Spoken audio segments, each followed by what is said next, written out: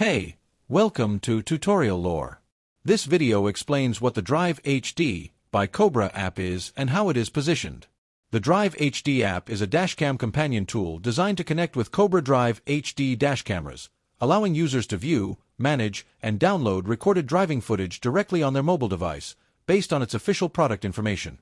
It is positioned as a dashcam management app that focuses on giving drivers easy access to recorded video and camera controls.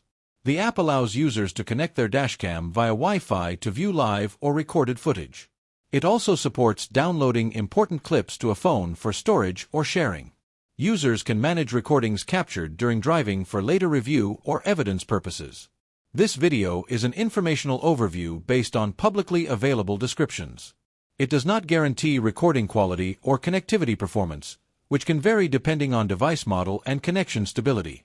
The app may include firmware update options and device settings depending on dashcam compatibility.